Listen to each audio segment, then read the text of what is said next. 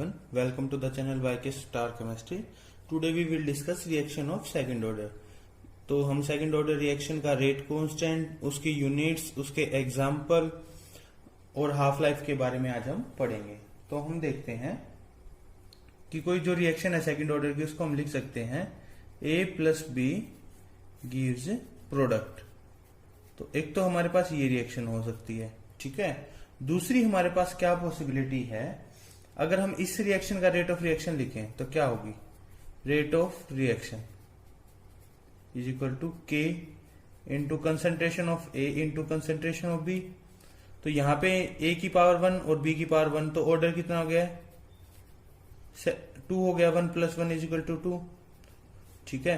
के क्या है, हमारा रेट कांस्टेंट है। इसके अलावा एक और क्या हो सकती है पॉसिबिलिटी कि 2A गिव्स प्रोडक्ट। हमारे पास दूसरी पॉसिबिलिटी ये हो सकती है। तो इसके लिए रेट ऑफ रिएक्शन क्या होगी, रेट ऑफ रिएक्शन क्या होगी, हम इसके लिए K इंटू ए का स्केयर। तो यहां पे भी क्या होगी, ऑर्डर 2 होगा।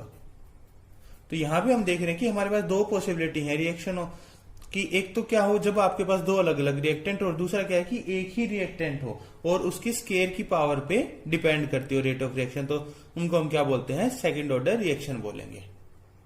तो अगर हम डेफिनेशन की बात करें तो reaction is said to be of second order if the rate of reaction depends upon change in concentration of two reactant, कि अगर दो रिएक्टेंट की कंसंट्रेशन पे डिपेंड करता है, या फिर square of change in concentration of single reactant, या फिर जो स्केयर है उस की चेंज के अंदर, ठीक है, जो सिंगल रिएक्टेंट है उसके स्केयर पे जो रेट ऑफ रिएक्शन है वो डिपेंड करता हो, तो आपकी रिएक्शन कैसी होगी, सेकंड ऑर्डर रिएक्शन होगी। तो अभी हम डिस्कस करते हैं, दो केस हो गए आपके, case first and case second.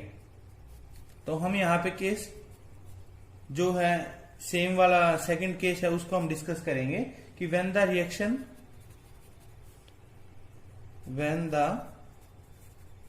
Reaction involve only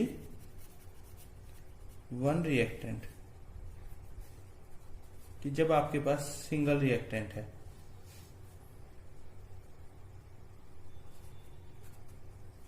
तो हमारे पास रिएक्शन क्या होगी, 2A gives प्रोडक्ट, ठीक है। तो जब at time 0 t is equal to 0 पे इसकी कंसेंट्रेशन कितनी थी, सपोज कर लेते हैं हम इसकी कंसेंट्रेशन है A, ठीक है, और प्रोडक्ट हमारा क्या होगा, 0 होगा। एट टाइम t प्रोडक्ट है वो आपका X फॉर्म हो गया है, तो कंसेंट्रेशन ऑफ A कितनी होगी, या रिएक्टेंट की कंसेंट्रेशन कितनी हो जाएगी, A माइनस X हो जाएगी, ठीक है। तो according to law of mass action अब हम क्या फाइंड आउट करेंगे, rate of reaction find out करेंगे लॉ ऑफ मास एक्शन से। तो रेट ऑफ रिएक्शन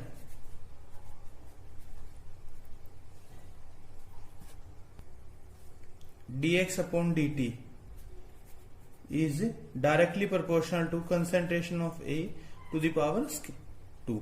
कि जो आपका कंसेंट्रेशन रेट ऑफ रिएक्शन किस पे डिपेंड करेगी, A की स्केयर की कंसेंट्रेशन पे डिपेंड करेगी, और एक या फिर हम बोल सकते हैं किसके, इन A माइनस एक्स के स्केयर पे, क्योंकि टाइम t पे इसकी कंसेंट्रेशन कितनी है, A माइनस एक्स है। टाइम t पे ले रहे हैं तो हम कितनी हो जाएगी, A माइनस एक्स का स्केयर हो जाएगी। तो अगर हम साइन ऑफ प्रोपोर्शनलिटी को रिमूव करें तो क्या हो जाएगा, dx upon dt is equal to k into concentration of A minus X का square, where k is equal to rate constant. k क्या है, हमारा रेट कॉन्स्टेंट है, ठीक है। तो जो x वेरिएबल हम उनको एक तरफ ले आएंगे अब, dx upon A minus x square is equal to k into dt, ये हमारे पास आ गई है, ठीक है। तो अब हम क्या करेंगे, इंटीग्रेट करेंगे इस इक्वेशन को, ठीक है, ऑन इंटीग्रेटिंग द इक्वेशन।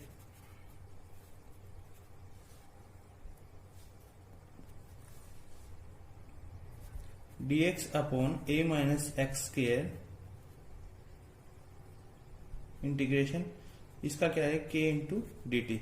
यहाँ पे k क्या हमारा कांस्टेंट है, इसलिए हमने इसको जो इंटीग्रेशन है उससे बाहर रखा, और जो dt चेंज हो रहा है तो इसलिए हमने इसकी इंटीग्रेशन की, ठीक है। तो जब हम इसकी इंटीग्रेशन करते हैं तो हमारे पास क्या आएगा, 1 a minus x is equal to k t plus c. ये हमारे पास इंटीग्रेशन करने के बाद आता है 1 a minus x is equal to k t upon c. C क्या है हमारा, where c is equal to integration constant.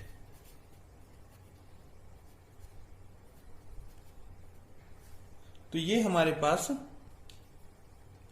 Integration के बाद इक्वेशन आ जाती है। ये कब है, जब टाइम टी पे हमारे पास इक्वेशन आई थी 1 a minus x is equal to k t plus c. C क्या था हमारा, इंटीग्रेशन कांस्टेंट था, इसकी वैल्यू हमारे पास आई थी।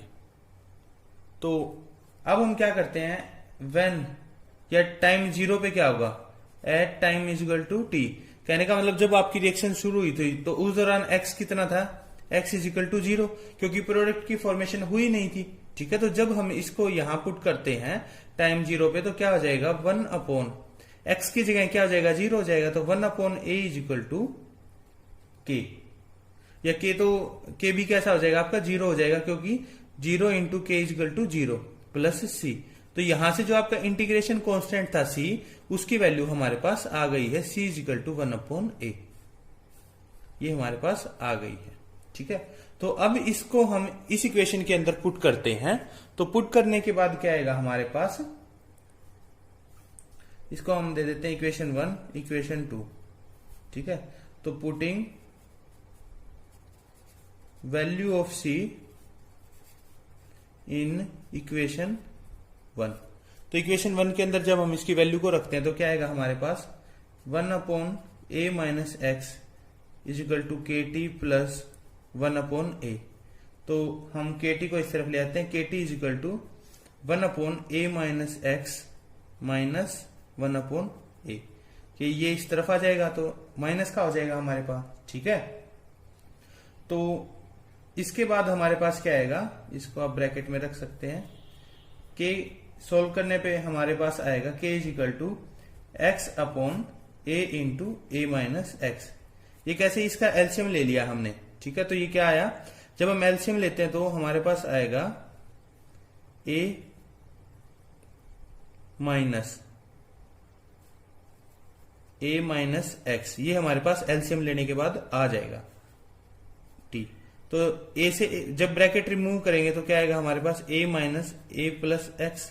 ब्रैकेट हमने रिमूव की, बाहर माइनस था, तो ये हमारे पास आ गया अपॉन ए इंटू ए माइनस एक्स। ए से ए कैंसिल आउट हो जाएगा, तो हमारे पास क्या आएगा, k T is equal to x upon A into A minus x. और जो के है, रेट कांस्टेंट है, वो हमारे पास क्या आ जाएगा, टी है, इसको हम इस तरफ ले आएंगे, 1 upon T into x upon ए इंटू ए माइनस एक्स। ये हमारे पास आ गया है, किसकी वैल्यू है ये, rate constant for second order reaction when the both the reactants are, या हम बोल सकते हैं कि when the reactant is only 1, कि जब आपके पास एक रिएक्टेंट है तो उस दौरान हमारे पास के की वैल्यू ये। तो अब के की यूनिट्स की बात करें तो क्या होगी, के की unit k is equal to 1 upon t. T क्या है हमारा, टाइम है, तो टाइम को हम किस में लेते हैं, डायरेक्ट सेकंड में ले लेते हैं, टाइम को सेकंड में। ठीक है, इंटू एक्स क्या है हमारा, कंसंट्रेशन है, कंसंट्रेशन को क्या लेते हैं, मोल पर लीटर में, मोल पर लीटर, इंटू ए क्या है, ए भी कंसंट्रेशन है, मोल पर लीटर, इंटू ए माइनस एक्स, कंसंट्रेशन में से कंसंट्रेशन माइनस होगा तो क्या आएगा, मोल पर लीटर ही हमारा आएगा। तो इससे ये कैंसिल आउट हो जाएगा, हमारे पास क्या बचता है, 1 upon second into 1 upon mole पर लीटर। तो जब ये ऊपर जाएंगे तो क्या हो जाएगा, हमारे पास आ जाएगा मोल इनवर्स लीटर सेकंड इनवर्स। तो ये हमारे पास क्या आ गई है, यूनिट्स ऑफ के आ गई है, के की यूनिट्स आ गई है हमारे पास, mole inverse litre second inverse. तो इसके बाद हम क्या करेंगे, एग्जाम्पल देखते हैं कि सेकंड ऑर्डर रिएक्शन के एग्जाम्पल्स क्या होंगे। एग्जाम्पल की बात करें तो आपका है dissociation of HI hydrogen iodide at 830 kelvin. यहां पे टेम्परेचर बहुत मैटर करता है, तो 830 केल्विन पे क्या होगा हमारी, ये सेकंड ऑर्डर की रिएक्शन होगी आपकी, ठीक है। इसके अलावा क्या हो सकता है, थर्मल डिकम्पोजिशन ऑफ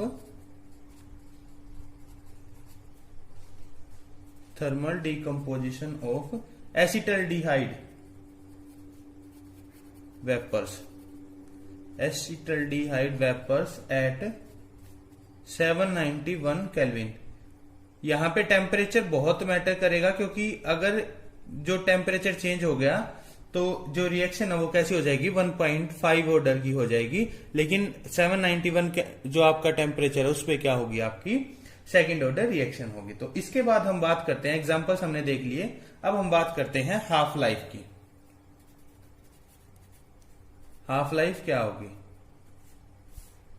तो हाफ लाइफ क्या होगी, हाफ लाइफ क्या होती है, जब आपका जो रिएक्शन है वो आधी कंप्लीट हो चुकी होती है। तो K हमारा क्या है, K is equal to 1/T into x upon A into A minus x, ये हमारे पास है, ठीक है। जब आपका टाइम कितना है, T हाफ है या T.5 है, तो उस दौरान x की वैल्यू कितनी होगी, A/2। कहने का मतलब कि जो आपका x है, प्रोडक्ट है, वो कितना बन चुका है, आपका जो रिएक्टेंट था शुरू में A कंसेंट्रेशन थी उसका आधा बन चुका है, या हम बोल सकते हैं आधा आपका रिएक्टेंट है वो रिएक्ट हो चुका है।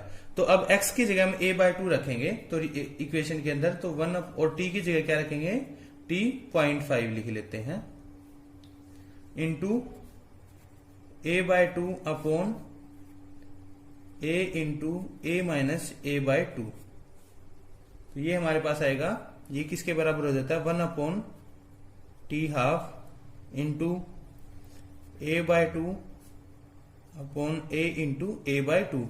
जब आपका A माइनस के A/2 होगा तो क्या होगा, A/2 बचेगा हमारे पास, और ये इससे कैंसिल आउट हो जाएंगे, ठीक है। ये टर्म इससे कैंसिल आउट होगी, तो हमारे पास बचता है K is equal to 1/T half into A, ठीक है। तो जो T हाफ है वो किसके बराबर हो जाएगा हमारा, 1/K into A।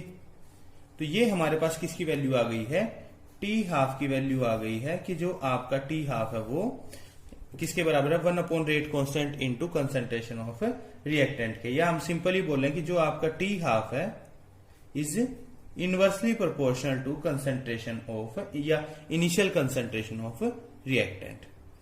T half is inversely proportional to concentration of reactant. ये हमने जो सेकंड ऑर्डर रिएक्शन था उसके लिए हमने रेट कांस्टेंट की यूनिट्स, एग्जांपल और हाफ लाइफ फाइंड आउट कर लिया।